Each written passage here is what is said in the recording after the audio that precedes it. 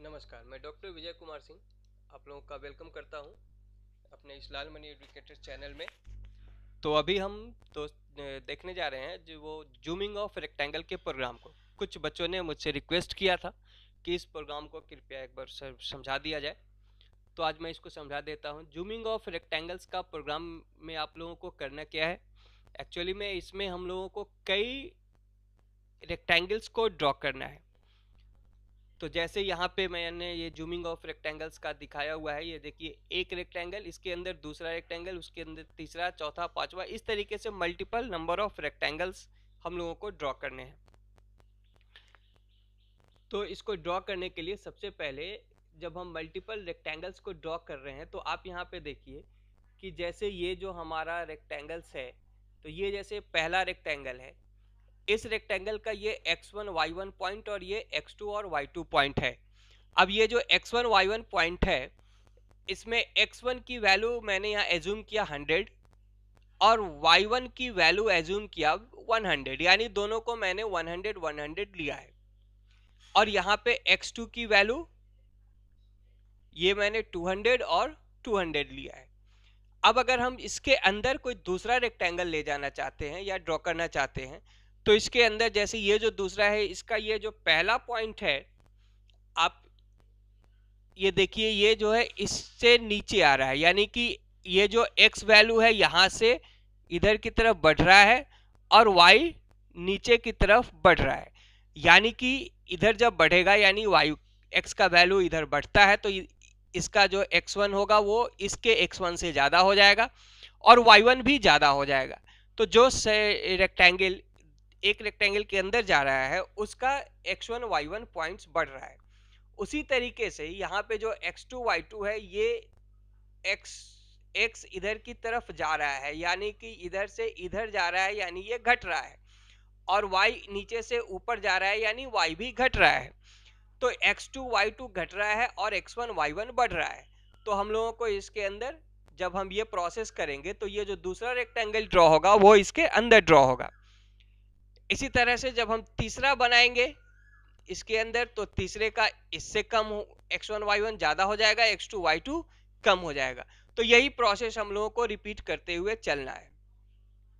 अब इसका प्रोग्राम मैंने यहाँ पे बनाया हुआ है। अब आप यहाँ पे देखिए, सबसे पहले ये हम इस लूप को समझते हैं। जैसे मैंने यहाँ पे एक लूप ये डिफाइन किया है जो 1 से 30 तक चल रहा है। फॉर लूप i की वैल्यू 1 है और i इज लेस देन 30, इसका मतलब है कि ये लूप 30 टाइम्स चलेगा। इसके अंदर सेट कलर मैंने किया है। मैंने कहा था कि हर रेक्टेंगल का कलर चेंज हो, तो उसके लिए मैंने सेट कलर फंक्शन को यूज किया है रेक्टेंगल फंक्शन के ऊपर। और इसके पैरामीटर में मैंने एक कॉल वैल्यू डाली है। कॉल का को इनिशियलाइज किया हुआ है 1 से, यानी कि 1 से इसलिए किया है ताकि 0 पे ब्लैक है तो मैं ब्लैक कलर में नहीं ड्रॉ कर रहा है, क्योंकि बैकग्राउंड कलर ब्लैक है तो ब्लैक में ये दिखेगा नहीं। और हर एक लूप के चलने के बाद कॉल की वैल्यू इंक्रीमेंट कर रही है यहाँ पे, और ये इंक्रीमेंट करते करते जैसे ही 15 तक पहुंचेगा, तो हम जानते हैं कि कॉलर वैल्यू 15 के बाद खत्म होता है टर्बोशी में, तो इसलिए फिर मैंने यहाँ पे एक कंडीशन लगा दिया, call equal to 15 then call is equal to 1, फिर से ये 1 हो जाए। अब यहाँ रेक्टेंगल को देखते हैं। रेक्टेंगल को ड्रॉ करने के लिए मैंने ये जो वेरिएबल्स लिए हैं, x1 की वैल्यू 100, y1 की वैल्यू 100, x2 200 और y2 200, यानी कि 100 100 200 दो पॉइंट्स मिलेंगे। 100 100 पे पहला पॉइंट्स और 200 200 पे दूसरा पॉइंट। तो ये दो पॉइंट्स यहाँ मिलेगा और इन दोनों पॉइंट्स के बीच में एक पहला रेक्टेंगल ड्रॉ हो जाएगा। ठीक है, ओके। अब उसके बाद मैंने यहाँ पे क्या किया है, मैंने x1 को 5 से इंक्रीमेंट दिया, y1 को भी 5 से इंक्रीमेंट दे दिया। तो अभी मैंने बताया है कि x1 y1 बढ़ेगा और x2 y2 घटेगा, तो दोनों में सेम इंटरवल का यूज किया गया है।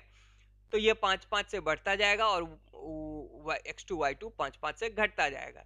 तो अब जो अगला रेक्टेंगल ड्रॉ होगा, ये 5 से बढ़ गया तो ये 105 x का यहाँ आएगा, 105 y का यहाँ आएगा, यानी एक पॉइंट यहाँ होगा, और ये घटेगा तो ये घटेगा तो 195 195 पे ये एज्यूम करते हैं यहाँ आ गया, तो ये जो दूसरा होगा इसके अंदर होगा। उसी तरीके से तीसरे में फिर x1 y1 5 बढ़ जाएगा और x2 y2 5 5 घट जाएगा। तो इसके इस तरह से x के अंदर एक रेक्टेंगल के अंदर दूसरा, फिर दूसरे के अंदर तीसरा, तीसरे के अंदर चौथा, इस तरीके से 30 रेक्टेंगल्स ड्रॉ होंगे। और रेक्टेंगल्स का ड्रॉ होते हुए दिखे इसके लिए यहाँ पे डिले फंक्शन को यूज किया है। इसके बारे में मैंने बताया था, ये प्रोसेसिंग को रोक देता है। तो 200 मिली सेकेंड्स के रुकने के बाद हर अगला रेक्टेंगल ड्रॉ होता रहेगा, तो वो एक एक करके दिखेगा यूजर को कि रेक्टेंगल्स कैसे ड्रॉ हो रहे हैं। इसके बाद मैंने कहा था कि इसको गैप करना है, तो गैप करने के लिए हम लोग क्या करेंगे, फिर सेम लूप का यूज यहाँ पे किया गया है। अब ठीक जो रेक्टेंगल ऐसे यहाँ पे ड्रॉ हुआ है इसके ऊपर हम दूसरा रेक्टेंगल ड्रॉ कर ले अगर ब्लैक कलर में, ठीक इसके ऊपर अगर हम दूसरा रेक्टेंगल ड्रॉ करें ब्लैक कलर में, तो क्या होगा, बैकग्राउंड का कलर ब्लैक है। तो अब अगर हम ठीक इसके ऊपर ब्लैक कलर में अगर कोई रेक्टेंगल को ड्रॉ करते हैं तो क्या होगा कि ये जो रेक्टेंगल है ये हम लोगों को दिखना बंद हो जाएगा।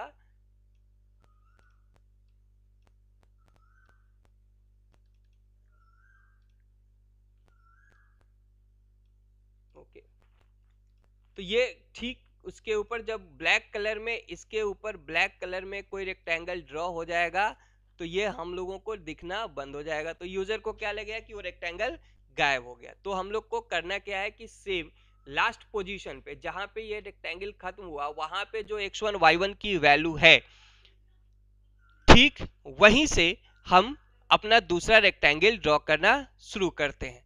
तो जो लास्ट में जो रेक्टेंगल ड्रॉ हुआ होगा यहाँ पे इस पोजीशन से अब फिर हमारा दूसरा लूप चलेगा जो ठीक लास्ट वाले से ड्रॉ करना शुरू करेगा। अब ये ब्लैक कलर में ड्रॉ करेगा, बैकग्राउंड ब्लैक है तो ये रेक्टेंगल दिखना बंद हो जाएगा। फिर उसी तरीके से उसके ऊपर वाला, फिर उसके ऊपर वाला। तो इस तरीके से अब यहाँ क्या करना है, x1 y1 को घटाना है और x2 y2 को बढ़ाते चलना है। तो ये क्या होगा कि ये लगेगा कि वो गायब होना शुरू हो गया। और ये पूरा प्रोसेस रिपीट होता रहे, इसके लिए मैंने इन सारे प्रोसेस को, इन दोनों फॉर लूप को एक व्हाइल लूप के अंदर डाल दिया है। व्हाइल लूप में कंडीशन है not KB hit. KB hit function का काम क्या होता है कि ये यूजर से जो भी वैल्यू हम लेगा, ये कौन सी वैल्यू लेता है, ये लेगा 0 या 1। तो अगर कोई यूजर कीबोर्ड को हिट करता है तो केबी हिट उसमें 1 असाइन करता है, रिटर्न करता है, और अगर यूजर हिट नहीं करता है तो 0 असाइन करता है। तो जैसे ही यूजर कोई बटन प्रेस करेगा कीबोर्ड का तो ये 1 रिटर्न करेगा। लेकिन ये 1 के लिए मैंने यहाँ नॉट लगा दिया है तो ये 1 हो जाएगा 0। तो बटन प्रेस करते ही यहाँ पे 0 आएगा और व्हाइल लूप का कंडीशन फॉल्स हो जाएगा। तो ये व्हाइल लूप तब तक चलता रहेगा जब तक कि यूजर कोई बटन प्रेस नहीं करता है। ओके, तो आप लोगों को ये कंसेप्ट समझ में आ गया होगा। अगर नहीं समझ में आया तो आप अपना कमेंट सेक्शन में क्वेरीज करेंगे, और आप इस चैनल को से सब्सक्राइब कर लें और बेल बटन भी दबा लें ताकि अगली वीडियोस आपको मिलती रहे, उसका नोटिफिकेशन आपके पास जाता रहे, और इसको शेयर भी करेंगे। धन्यवाद।